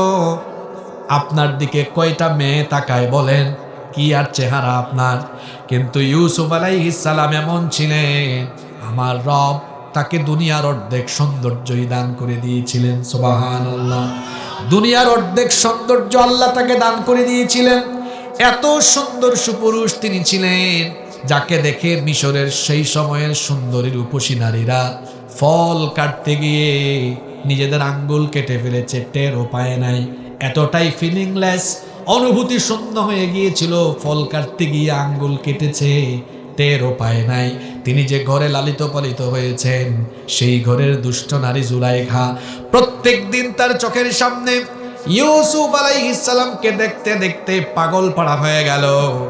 একদিন সে নির্জনে তার দাসীর মাধ্যমে সাইয়েদনা ইউসুফ আলাইহিস সালামকে তার খাস কামরায় ডেকে নিয়ে আসলো। 7টা দরজা ছিল, সবগুলো দরজায় তালা লাগিয়ে সবগুলো দরজা বন্ধ করে দিল। এরপরে ইউসুফ আলাইহিস সালামকে কুপ্রস্তাব পেশ করলো। সাইয়েদনা ইউসুফ আলাইহিস সালাম তখন আল্লাহ তাআলাকে ভয় করে এই মহিলার কুপ্রস্তাবকে রিজেক্ট করলেন, প্রত্যাখ্যান করে দিলেন। মহিলা তখন বলল, ইউসুফ, আমার প্রস্তাব প্রত্যাখ্যান করে আজ তুমি কোথাও যেতে পারবা না, কারণ সবগুলো দরজায় লক করে দেওয়া হয়েছে, চাবিও আমার কাছে, কোথায় যাবা? কিন্তু ইউসুফ আলাইহিস সালাম জানতেন সব কিছুরই কুদরতি চাবি একজনের কাছে আছে, তিনি কি? তিনি চাইলে সবই সম্ভব। এই জন্য আল্লাহকে ভয় করে নিশ্চিত জানতেন এটা তালাবদ্ধ দরজা, কিন্তু আল্লাহকে ভয় করে, আল্লাহর উপর তাওয়াক্কুল করে এই মহিলার ফিতনা থেকে বাঁচার জন্য তিনি যখন তালাবদ্ধ দরজার দিকে দৌড় মারলেন, আল্লাহ তাআলা খুশি হয়ে গিয়ে সবগুলো দরজা তার কুদরতি চাবি দিয়ে ইউসুফ আলাইহিস সালামের জন্য খুলে দিলেন। শুধু সুবহানাল্লাহ পড়ে বাড়ি গেলে তো চলবে না, এখান থেকে শিক্ষা নিতে হবে। ইউসুফ আলাইহিস সালামকে যেভাবে মিশরের সুন্দরী সম্ভ্রান্ত নারী জুলাইখা কুপ্রস্তাব পেশ করেছেন, তারপরেও তিনি আল্লাহকে ভয় করেছেন। আর আপনাকে যদি কোনো মেয়ে আই লাভ ইউ একবার বলে তো মাথাটা আপনার খারাপ হয়ে যাবে। আর ওইদিকে জুলাইখা ইউসুফ আলাইহিস সালামকে ডেকে নিয়ে গিয়েছে, তিনি যান নাই, সেখান থেকে ফিরে এসেছেন। ও আমার যুবক ভাইরা, নিজের চরিত্রকে ঠিক এই রকম করে সাজান। স্কুলে পড়েন, কলেজে পড়েন, ইউনিভার্সিটিতে পড়েন, মেয়েদেরকে সম্মানের চোখে দেখেন। মেয়েদের দিকে তাকানোর সময় চরিত্রহীনদের মতো তাকাবেন না, শয়তানি দৃষ্টিতে, লোলুপ দৃষ্টিতে তাকাবেন না। কারণ আপনি যখন শয়তানি দৃষ্টিতে তাকান, চোখের জিনা হয়ে যায়। মনে রাখবেন, নারীরা হলো মায়ের জাতি। তাকানোর সময় আপনি তাদের দিকে তাকানোর সময় যদি ভুলবশত তাকানো হয়ে যায়, সম্মানের দৃষ্টিতে তাকাবেন। যদি আপনি ইচ্ছা করেই তাকান, ইচ্ছা করে যদি তাকান, যদি সেই নারী এমন হয় আপনার জন্য যিনি মাহরাম নন, এটা চোখের জিনা হয়ে যাবে। যদি ভুলবশত একবার দৃষ্টি চলেও যায়, পরের বার যেন ওইটা না যায়, কারণ পরের দৃষ্টিটা আপনার নয়, পরের দৃষ্টিটা শয়তানের। বলেছেন মুহাম্মদ, আমরা বলি সাল্লাল্লাহু আলাইহি ওয়াসাল্লাম। আমার যুবক ভাইয়েরা, এমন ভাবেই নিজেকে সংবরণ করে চলাফেরা করবেন। সামনে দিয়ে একজন নারী হেঁটে যাবে, কিন্তু আমি আল্লাহকে ভয় করব। সেই নারীর সাথে আমি কখনো আজে বাজে আচরণ করব না, কোনো বাজে কথা বলবো না, লোলুপ দৃষ্টিতে তাকাবো না, চোখের জিনা করব না। এভাবে করে যদি বিবাহ বহির্ভূত হারাম সম্পর্ক থেকে নিজেকে বাঁচিয়ে জিনা বেবিচার থেকে নিজেকে বাঁচানো যায়, শুনেন আল্লাহর নবী কত বড় সুসংবাদ আপনাদেরকে দিয়েছেন। বুখারী শরীফে হাদিস এসেছে, আল্লাহর নবী বলেছেন, মাইয়াদমাল্লি মা বাইনা রাহিয়াইহি ওয়া রিজলাইহি আদমানু লাহুল জান্নাহ। আল্লাহর নবী বলেছেন, যে ব্যক্তি তার দুই চোয়ালের মধ্যবর্তী জায়গা অর্থাৎ জিহবা আর দুই উরুর মধ্যবর্তী জায়গা অর্থাৎ লজ্জাস্থান, এই দুটো জিনিসের জিম্মাদারি যারা গ্রহণ করবে, নবীজি বলেছেন কাল কিয়ামতের দিন আমি নবী নিজে তার জন্য জান্নাতের জিম্মাদার হয়ে যাব। সুতরাং যুবক ভাইয়েরা, আমরা কি চাই না যে নবী আমাদের জন্য জান্নাতের সুপারিশকারী হয়ে যান? এটা আমরা চাই কি চাই না? নিশ্চয়ই চাই। তাহলে বিবাহ বহির্ভূত হারাম সম্পর্ক ত্যাগ করেন, ব্লক লিস্টে ফেলে দেন। কোনো গার্লফ্রেন্ড বয়ফ্রেন্ড কোনো কিছুই বানানো যাবে না। জিনা বেবিচারকে হারাম করে দিয়েছেন কে? আজকে আমার সমাজে জিনা বেড়ে যাচ্ছে, জিনার উপাদানও বেড়ে যাচ্ছে। যুবক ভাইয়েরা শুনেন, একবার যদি এই ফিতনায় পড়েন, ক্যারিয়ারটা নষ্ট হয়ে যাবে। নিজের সুন্দর ক্যারিয়ারকে নষ্ট করবেন না। নিজের বাবা, নিজের পরিবারের লোকজন এত কষ্ট করে পরিশ্রম করে টাকা দেয় পড়ালেখা করার জন্য, এটাকে আপনি স্রোতের ঠেলায় গা ভাসিয়ে, আবেগের ঠেলায় পড়ে বিবাহ বহির্ভূত হারাম রিলেশনে সম্পৃক্ত হয়ে নিজের সুন্দর ক্যারিয়ারটাকে নষ্ট করবেন না। বরং আল্লাহকে ভয় করুন, বিবাহ বহির্ভূত সকল হারাম সম্পর্ক ত্যাগ করুন। গোপনে গোপনে যে গুনাহগুলো করছেন সেটা তো আল্লাহ জানেন। আর এই গোপন গুনাহ কিয়ামতের দিন আপনার জন্য এমন একটা কঠিন বিপদ ডেকে আনবে। একটা হাদিস আমার মনে পড়ে গেল, আল্লাহর নবী বলেছেন, কিয়ামতের দিন কিছু মানুষ তিহামার শুভ্র পর্বতমালার সমপরিমাণ নেক নিয়ে, নেক আমল নিয়ে কিয়ামতের মাঠে দাঁড়াবে। তিহামার শুভ্র পর্বতমালার কথা নবীজি বলেছেন, বিশাল পাহাড়। আল্লাহর নবী বলেছেন, তিহামার শুভ্র পর্বতমালার সমপরিমাণ আমল নিয়ে কিয়ামতের মাঠে উঠবে, কিন্তু কিছুক্ষণের মধ্যেই তার সকল নেক আমল ধুলাবালিতে পরিণত হয়ে যাবে, আমল শূন্য হয়ে যাবে। আল্লাহর নবীকে সাহাবীরা প্রশ্ন করলেন, নবী গো, ওই ব্যক্তিটিকে, ওই দুর্ভাগা ব্যক্তিটিকে এত নেক আমল নিয়ে হাসরের মাঠে উঠার পরেও আমল শূন্য হয়ে যাবে কেন? কারণটা কি?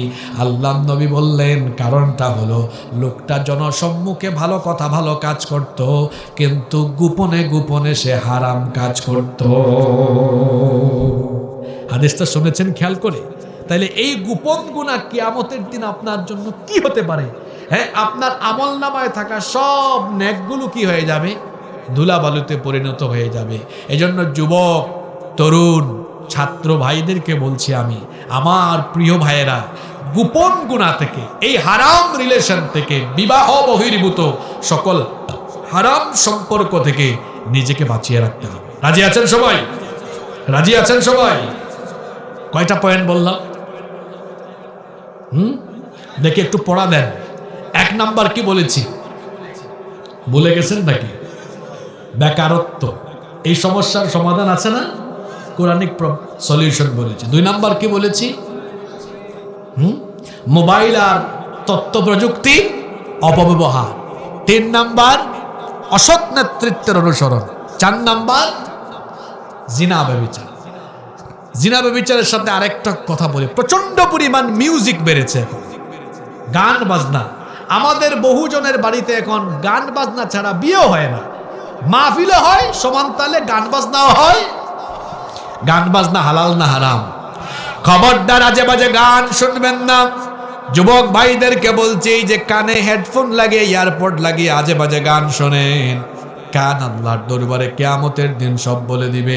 আল্লাহর নবী বলেছেন, আল গিনা ইয়ামবুতুন নিফাকু ফিল কলবি কামা ইয়ামবুতুল মাউজ যারা। পানি সেচ দিলে ফসলের উৎপাদন যেমন বাড়ে, উর্বরতা, জমির উর্বরতা যেমন বাড়ে, তেমনি গান বাজনা মানুষের অন্তরে নিফাকি বৃদ্ধি করে। তার মানে গান বাজনায় আসক্ত হলে অন্তরটা নাপাক হয়, নাপাকের দিকে ধাবিত হয়। আমরা আমাদের অন্তরটাকে পাক পবিত্র রাখতে চাই কি চাই না? এজন্য বেশি বেশি কোরআন পড়বেন, কোরআন শুনবেন, ইসলামিক নাশিদ আছে, গজল আছে, এগুলো শুনবেন। তাহলে অন্তরটাকে পবিত্র পরিশুদ্ধ যিনি বানিয়ে দিবেন তিনি কে? 5 নাম্বার সমস্যা, আজকে যুব সমাজ দ্বীনি শিক্ষা থেকে বঞ্চিত। শুধু যুব সমাজ কেন, আমাদের সন্তানরা আজকে এই শিক্ষা থেকে বঞ্চিত হয়ে যাচ্ছে। দেখেন না, সিলেবাসে, কারিকুলামে সবকিছু আছে, ম্যাথ আছে, ইংলিশ আছে, সোশ্যাল স্টাডিজের সব সাবজেক্ট আছে, কোরআন আছে। কথা বলেন না কেন? এমন এক জায়গায় বসাইছেন, লিখছেনও কবরস্থান মাঠ প্রাঙ্গণ। কবরস্থান সম্ভবত কাছে, কিন্তু আমার কাছে মনে হচ্ছে কবরস্থানের চেয়ে আমার সামনে যারা বসা, এরা আরো সাংঘাতিক কবরস্থানে বসা। যে কথাগুলো বলে যাচ্ছি, জানি না, হয়তো এলাকার লোকজন বেশি রাত হলে কর্মঠ মানুষ, ঘুমটুমো আসতে পারে, হয়তো আগে ভাগে দিলে ভালো হইতো। ওই যে ক্যামেরাগুলো রেকর্ড হয়েছে, ওগুলা পরে শুনিয়েন কি বলে গেছি কথা। বাস্তব ভিত্তিক, বাস্তবিক সব সমস্যাগুলো এখানে তুলে ধরে দিয়েছে, যেগুলো আপনার চোখের সামনে ঘটছে। এই সমস্যাগুলোর সমাধান যদি না হয়, দিন দিন সমাজ আরো খারাপ হবে। আমাকে ওই দিন এক জায়গায় বলছে, হুজুর আপনি জাহান্নামের ওয়াজ করেন। কিসের ওয়াজ? আমি বললাম, মরার পরের জাহান্নামের ওয়াজ এটা যেমন দরকার, ঠিক তেমনি আমার চোখের সামনে সমাজ জাহান্নামে চলে গেছে, এই জাহান্নাম থেকেও মানুষকে বাঁচানোর কুরআনিক ফর্মুলা দেওয়া দরকার। এই যে বেকারত্ব, এই যে জিনা, বেবিচার, মানুষ নষ্ট হয়ে যাচ্ছে, ধ্বংস হয়ে যাচ্ছে, এটা কি চোখের সামনে আরেক জাহান্নাম না? মানুষ তো জাহান্নামে যায় এই বাজে কাজ করলে। এই বাজে কাজ থেকে বাঁচানোর ফর্মুলা তাকে আখিরাতে দেওয়া দরকার না দুনিয়ায় দেওয়া দরকার? আপনার চোখের সামনেই তো জাহান্নাম চলছে। বলছিলাম কোরআন সুন্নাহর শিক্ষা, এটা আজকে না থাকার ফলে কি হয়েছে? আমার দিকে তাকান আর জবাব দেন। আমাদের দেশে মসজিদে মাঝে মাঝে জুতা চুরি হয় কি হয় না? তাকে আমরা কি বলি? সহজ বাংলায় চোর বলি। Okay fine. ওই যে সচিবালয়ে বসে, ডিসি অফিসে বসে, আমার পকেটে আজকে কলম নাই, কলম দিয়ে এমনি তাকান, একটা খুঁচা মেরে 500-600 কোটি মেরে দেয়।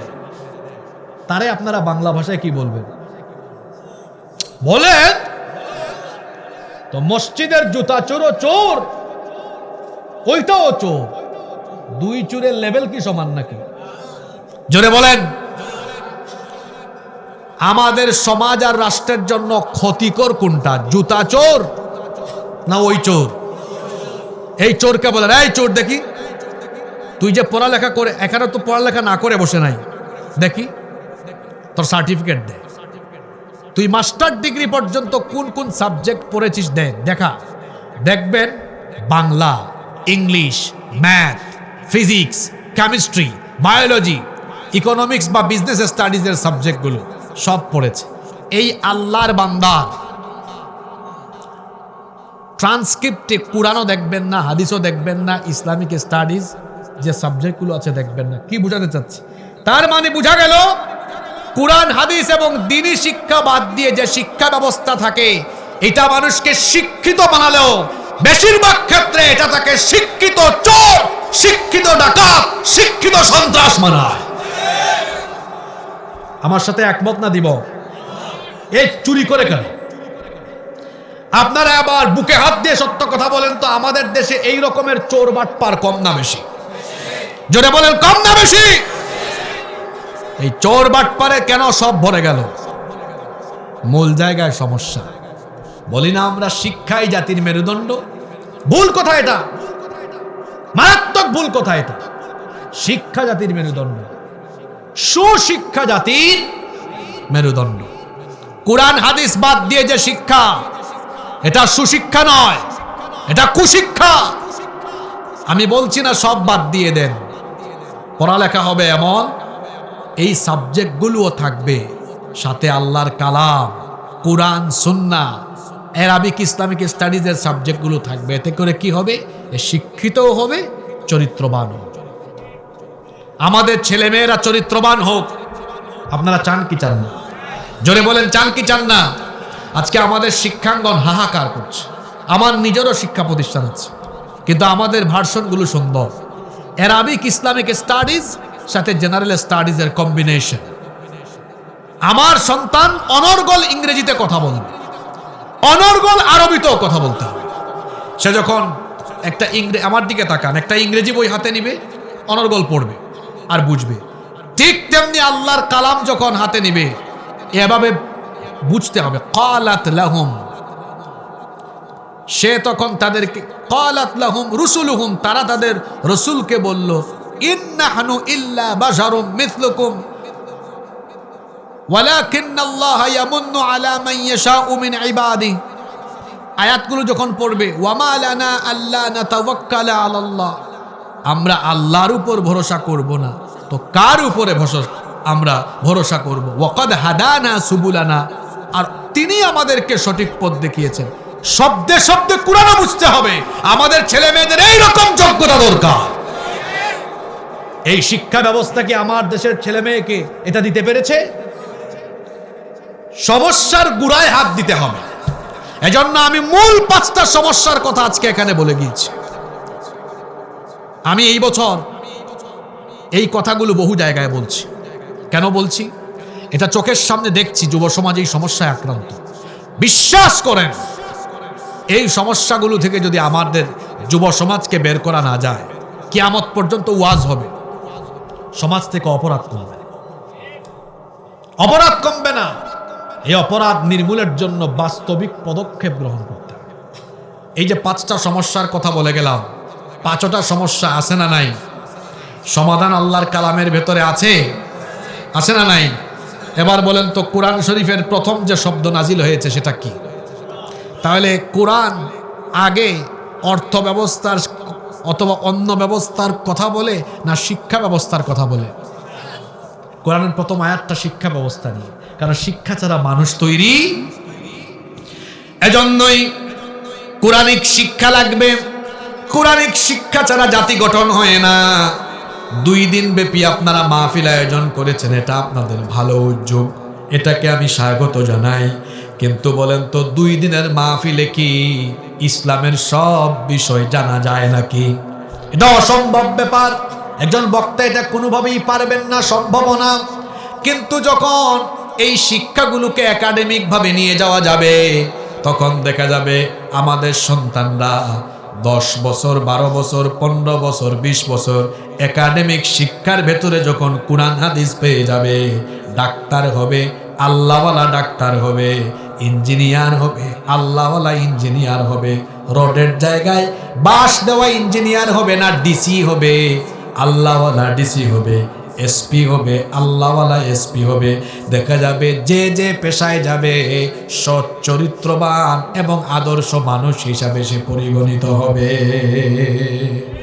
কোরআনিক শিক্ষা ছাড়া এটা কোনোদিন সম্ভব। এজন্যই সন্তানদেরকে ওই রকম প্রতিষ্ঠানে দিবেন না যেখানে কোরআন নাই, হাদিস নাই। যেখানে দ্বীনি শিক্ষা আছে সেখানে সন্তানদেরকে পড়ালেখা করাবেন। কি দিয়েছে এই শিক্ষা ব্যবস্থা আমাদেরকে? চোর বাটপাট ছাড়া দেখেন নাই ঢাকা বিশ্ববিদ্যালয়ে ছাত্র ভাইস চ্যান্সেলরকে বলে চুপ, দেখছেন না আপনারা?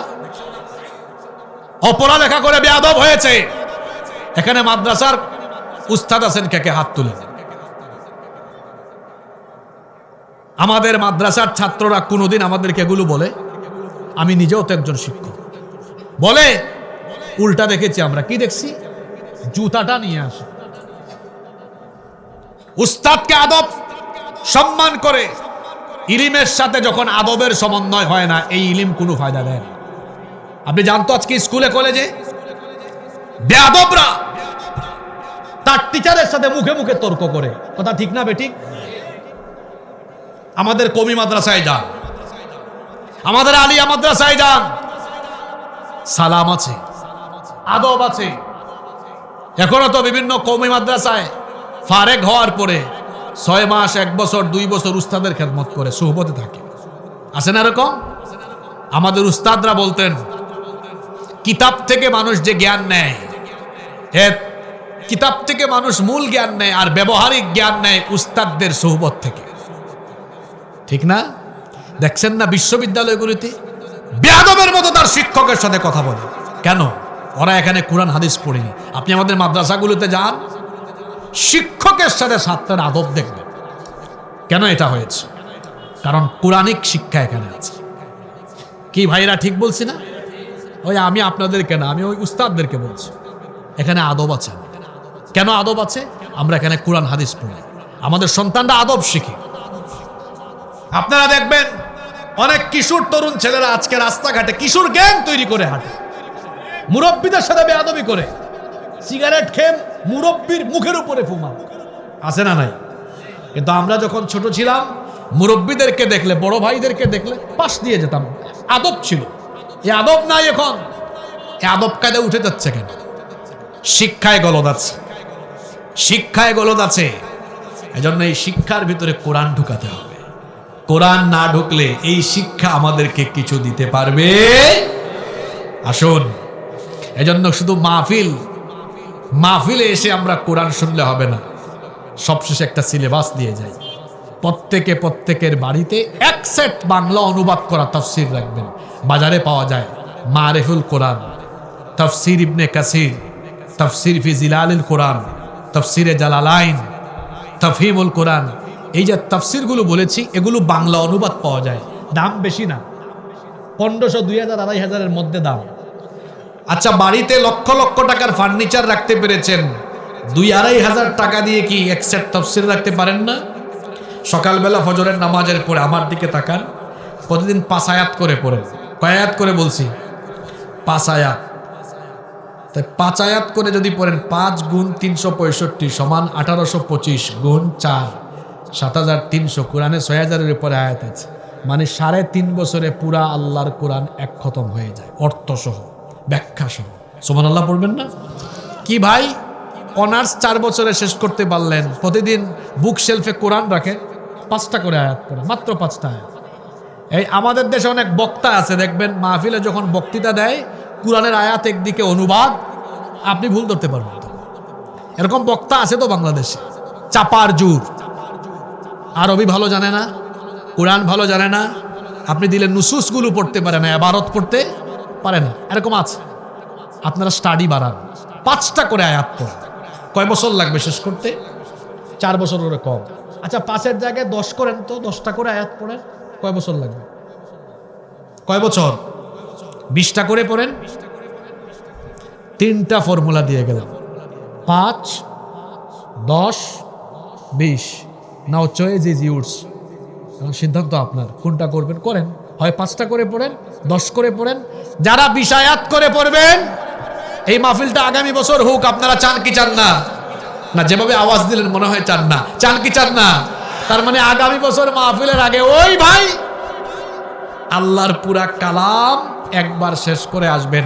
সাহস করে একজন হাত তুলেন তো, সেই সৌভাগ্যবান কে হতে চান আল্লাহ হায়াত দিলে? এই যে আমার ভাই হাত তুলছেন, নিয়তে বরকত হয়। আমি দোয়া করে গেলাম, আল্লাহ আমার এই ভাইকে তৌফিক দিয়ে দেন। কেউ সাহস করে হাত তুলতে পারেন না আপনারা, উনি হাত তুলছে। 20 আয়াত করে পড়লে উনি আগামী বছর এই মাহফিলে আসলে দেখা যাবে পুরা কোরআন শেষ। 10 করে পড়তে পারবেন? কে আছেন এমন 10 করে পড়তে পারবেন? হাত তুলেন দেখি। হ্যাঁ, বোঝা গেছে পড়ালেখায় আমরা নাই। এই 3-4 জন হাত তুলেন। 5 আয়াত করে পড়বেন? আচ্ছা, তার মানে বোঝা গেল 5-এও নাই, 10-এও নাই, 20-এও নাই। আল্লাহ কিয়ামতের দিন যখন বলবেন, তোমাকে যে একটা চিঠি দিয়েছিলাম, মেসেজ, যেটা পড়ছো, কি বলবেন তখন আপনি? আপনারা যদি কি হিন্দু, বৌদ্ধ, খ্রিস্টানদের মতো পরিস্থিতি আমাদের সমাজে নিয়ে আসতে চাচ্ছেন, ওদের ধর্মে ওরা ধর্মীয় পণ্ডিতদের বাইরে কাউকে কোরআন পড়তে দেয়নি। দেখছেন ভাই, আমরাও ঠিক এমনটা হচ্ছে যে কোরআন হুজুরদেরকে দিয়ে আপনারা পড়েন আর ওয়াজ করেন। আপনাদের অসুবিধাটা কোথায়? কোরআন পড়তে আপনাদের মন চায় না? অনুরোধ করে যাচ্ছি, প্রতিদিন 5 আয়াত অথবা 10 আয়াত অথবা 20 আয়াত করে পড়বেন। হতে পারে 4 বছরে, 2 বছরে, 1 বছরে পুরা কোরআন শেষ হয়ে যাবে ইনশাআল্লাহ। আপনারা যখন কোরআন পড়বেন দেখবেন ভিতরটাতে আল্লাহ নূর দিয়ে মুনাওয়ার করে দিবেন ইনশাআল্লাহ। আল্লাহ সবাইকে তৌফিক দেন। ঠিক আছে, ওই আমাদের সাবেক সভাপতি ভাই, মানে এই যুব সমাজের যে কমিটি ছিল, সাবেক সভাপতি ভাই এখানে মনে হয় আছেন, ওনার রিকোয়েস্ট ছিল। ঠিক আছে, আমি এটা গেয়ে তারপরে আপনাদেরকে নিয়ে মোনাজাত করবো ইনশাআল্লাহ। আল্লাহ আল্লাহ আল্লাহ সবাই দিয়েছেন, আল্লাহ সবাইকে কবুল করেন, আমরা বলি আমিন। সুরমা গাঙ্গর ফারবারি শাহজালালর উত্তরসূরি, দেশ বিদেশ বেটাগিরি, আমরা হকল সিলটি, আমরা হকল সিলটি, আমরা হকল সিলটি, আমরা হকল সিলটি। সিলটর হমলার বাগান, খাইলে জোড়াই হখলর ফরান, সিলেটর চানা খাইলে বাই দিন খাটত না একদিন, দিন খাটত না একদিন। সুরমা গাঙ্গর ফারবারি শাহজালালর উত্তরসূরি, দেশ বিদেশ বেটাগিরি, আমরা হকল সিলটি, আমরা হকল সিলটি। সৌদি আরব, আবু ধাবি, কাতার, দুবাই, লন্ডন যাবি, আমেরিকাত গিয়া দেখবাই ফাইবাই খালি সিলটি, ফাইবাই খালি সিলটি। সুরমা গাঙ্গর ফারবারি শাহজালালর উত্তরসূরি, দেশ বিদেশ বেটাগিরি, আমরা হকল সিলটি, আমরা হকল নাটোরবাসী। তবে আমরা সবাই বাংলাদেশি, তাই না? এটা আমাদের পরিচয়। আঞ্চলিকতা থাকবে, থাকুক, আমরা সবাই বাংলাদেশি। আর শেষে দিয়ে আরেকটা কথা বলি, নির্বাচন এসেছে, প্রতিযোগিতা করেন, কিন্তু নিজেদের এলাকায় নিজেরা মারামারি করে প্রতিযোগিতা করেন, প্রতিহিংসা করবেন। 12 তারিখের পরে আপনারা এক এলাকায় থাকবেন, ঠিক না? এই জন্য দলাদলি করে নিজেরা মারামারি করবেন না, পারবেন না ইনশাল্লাহ। এই যে আমি এখানে 1.5 ঘন্টা, আরো বেশি, প্রায় 1 ঘন্টা 40 মিনিট বক্তব্য রাখলাম, দলে দলে কিলাকিলি গুতাগুতি লাগানোর মতো কথা বলেছি। কোরআন বলবেন হেদায়াতের নিয়তে, শুনবেন ও হেদায়াতের নিয়তে। এখন প্রতিযোগিতা হতে পারে, ইলেকশন আসছে, তাই না? এক একজন পছন্দের প্রার্থী আছে, তাই না? আপনারা প্রতিযোগিতা করেন, কিন্তু মারামারি করিবেন না, পারবেন না ইনশাল্লাহ। সবাই নিজেদের মধ্যে সম্মানবোধ রাখবেন, সম্মান করবেন। এই যে একজন প্রার্থী এসেছেন, উনি যদি সামনে আরেকজনকে পান, এক প্রার্থী আরেক প্রার্থীর সাথে কুলাকুলি করে, ঠিক এক প্রার্থীর সমর্থকরা আরেক প্রার্থীর সমর্থকদেরকে সালাম দেন। এই সৌন্দর্য বাংলাদেশে আপনারা চান কি চান না? এটা আমরা চাই না? চাই। ওই যে আগের রাবেয়া বছরের মতো যেন না হয়, হ্যাঁ, এটা যেন না হয়, সব আমরাই খেয়ে ফেলব এরকম। আপনার সাথে ওনার দলীয় মতাদর্শের অমিল থাকবে, কিন্তু সম্পর্কের কোনো কমতি থাকবে না। একটা মঞ্চে যখন মাহফিল হবে, এখানে বিএনপিও বসেন, এখানে জামাতও বসেন, জাতীয় পার্টি বসেন, চরমুনাই সব বসেন, কারণ মাহফিলটা কোরআনের মাহফিল, কোরআন আমাদের সবার, ঠিক না বেঠি? এই সম্মানবোধ সম্প্রীতি আমরা ধরে রাখবো। আপনারা চান না এটা থাকুক? এটা যেন থাকে। আমিও দোয়া করে যাব ইনশা। ইন্তেজামিয়া কমিটির ভাইদের আর কোনো কথা আছে? তাইলে আমরা প্রথম দিনের মোনাজাত করছি, দোয়া করছি আগামীকাল যেন আরো সুন্দর হয় ইনশা আল্লাহুম্মা আমিন। আলহামদুলিল্লাহি রাব্বিল আলামিন والصلاة والسلام على أشرف الأنبياء والمرسلين ربنا ظلمنا أنفسنا وإن لم تغفر لنا وترحمنا لنكونن من الخاسرين ربنا آتنا في الدنيا حسنة وفي الآخرة حسنة وقنا عذاب النار رب العالمين ওগো আমাদের মালিক, ধুপইল মণ্ডলপাড়া যুব সমাজের উদ্যোগে আয়োজিত 2 দিন ব্যাপী মাহফিলকে আল্লাহ তুমি কবুল করে নাও রব্বুল আলামিন। এই মাহফিলের প্রথম রজনী আজকে শেষ হলো আল্লাহ, সেই বিকেল থেকে গভীর রাত অবধি তোমার কোরআন পাগল অসংখ্য বান্দা বান্দিরা নীরবে বসে বসে কোরআন শুনেছেন। ও মালিক, গভীর রাতে আমরা যারা হাত তুলেছি, জীবনে কম বেশি সবাই আমরা গুনাহ করে ফেলেছি। মাবুদ গো, আমাদের গুনার দিকে না তাকিয়ে তোমার রহমতের দিকে দৃষ্টিপাত করে তোমার গাফফার নামের খাতিরে আমাদের জীবনের ছোট বড় জানা অজানা যত গুনাহ আছে, দয়া করে সব গুনাহ তুমি মাফ করে দাও রব্বুল আলামিন। আমাদের স্ত্রী সন্তান পরিবার পরিজন সবাইকে মাফ করে দাও আল্লাহ। আমাদের স্ত্রী সন্তানদেরকে আমাদের জন্য চক্ষু শীতলকারী বানিয়ে দাও রব্বুল আলামিন। আমাদের কলিজার টুকরা আব্বা আম্মাকে তুমি মাফ করে দাও। আমাদের যাদের আব্বা আম্মা আমাদেরকে এতিম বানিয়ে অন্ধকার কবরের বাসিন্দা হয়েছেন, দয়া করে আমাদের কবরবাসী আব্বা আম্মার কবরগুলোকে তুমি জান্নাতুল ফেরদাউস বানিয়ে দাও রব্বুল আলামিন। আমাদের যাদের আব্বা আম্মা বেঁচে আছেন, নেক হায়াত বাড়িয়ে দাও। যতদিন তারা বেঁচে থাকবেন আমাদেরকে আমাদের বাবা মায়ের খেদমত করার তৌফিক দিয়ে দাও। আল্লাহুম্মা গফিরলি ওয়া লিওয়ালিদাইয়া ওয়া কুর রাব্বিরহামহুমা কামা রাব্বায়ানি সগীরা রাব্বিরহামহুমা কামা রাব্বায়ানি সগীরা। রব্বুল আলামিন, আমাদের যত আত্মীয় স্বজন কবরে চলে গিয়েছেন তাদেরকে মাফ করে দাও।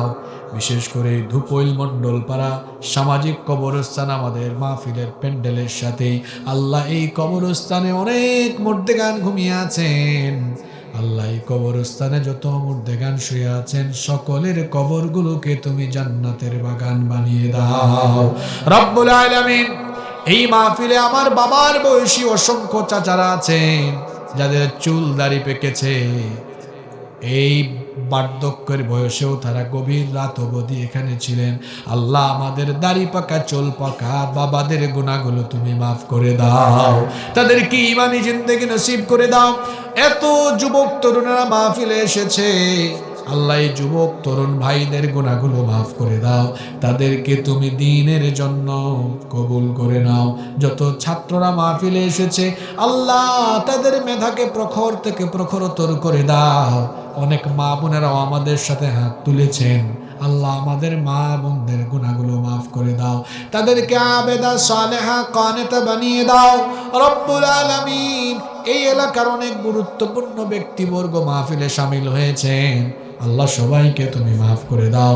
মাহফিলের সম্মানিত সভাপতি, প্রধান অতিথি, বিশেষ অতিথি যারা ছিলেন, আল্লাহ সবাইকে তুমি মাফ করে দাও। আল্লাহ এই এলাকার মানুষের মধ্যে ভ্রাতৃত্বের সম্পর্ককে আরো অটুট করে দাও। রব্বুল আলামিন যে যুব সমাজ মাহফিলের আয়োজন করেছেন, এই যুব সমাজের যত দায়িত্বশীল আছেন আল্লাহ, দায়িত্বশীল সদস্য যারা আছেন, সাবেক যারা আছেন, সবাইকে তুমি মাফ করে দাও। রব্বুল আলামিন এই এলাকার উপরে তুমি তোমার রহমত আর বরকত নাজিল করো। আল্লাহ আমাদের দেশকে তুমি সকল ষড়যন্ত্র চক্রান্ত থেকে হেফাজত করো। রব্বুল আলামিন আমাদের দেশের উপরে বরকত নাজিল করো।